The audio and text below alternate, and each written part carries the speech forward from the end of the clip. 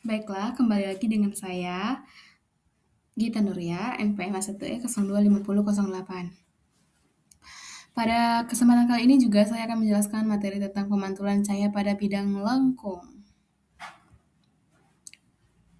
Dalam kehidupan sehari-hari, kita tentunya sering melihat benda-benda dari pemantulan cahaya seperti halnya yang dipantulkan oleh cermin, baik itu cermin datar, cermin cekung, maupun cermin cebu.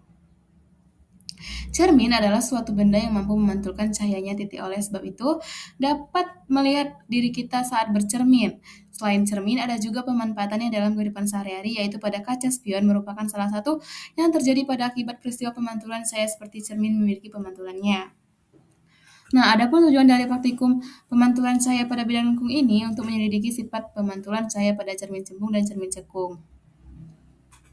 Optikal adalah salah satu ilmu yang mempelajari tentang cahaya atau tentang spektrum elektromagnetik. Optikal dibagi menjadi dua bagian, optikal geometrik dan optikal fisik. Suatu cahaya dipantulkan pada suatu titik pada permukaan dalam cermin cekung memiliki tiga sinar istimewa dengan sifat sebagai berikut.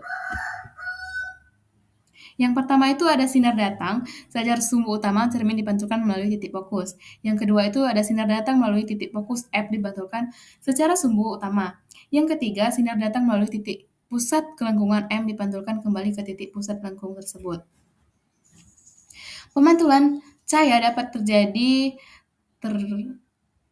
terdapat suatu berkas cahaya mengenai suatu permukaan bahan dan kemudian dipantulkan kembali ke titik pemantulan cahaya hanya dapat terjadi di permukaan bahan yang mempunyai sifat pantul. Nah, macam-macam pemantulan cahaya.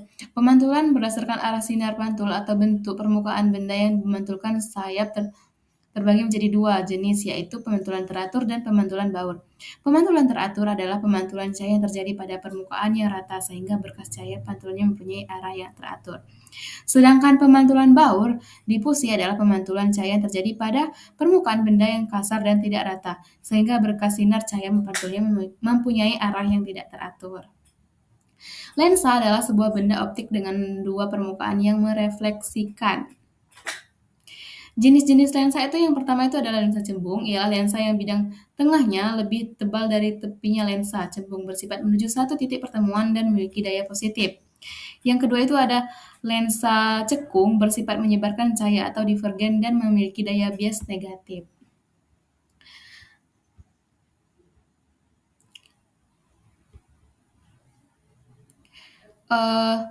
Lensa cembung dan cekung dapat melukis pembentukan bayangan pada cermin steris, yaitu yang pertama, sinar yang datang sejajar dengan sumbu utama dipantulkan melalui titik fokus. Yang kedua, sinar yang datang melalui titik fokus dipantulkan sejajar dengan sumbu utama. Yang ketiga, sinar yang datang melalui titik pusat dipantulkan melalui titik itu lagi. Adapun alat dan bahan yang dipakai dalam praktikum pemantulan cahaya pada bidang lengkung ini adalah meja optik sebagai tempat pengamatan lintasan cahaya. Yang kedua, relevansi sebagai bangku optika. Yang ketiga, pemegang seli diafragma sebagai pemegang pada dua sisi kompatibel. Yang keempat, bola lampu 12 pi atau 18W sebagai pemancarkan sinar cahaya. Kemudian ada diafragma 5 celah sebagai penyekat pembentukan benda. Lalu ada tumpukan penjepit untuk menjepit.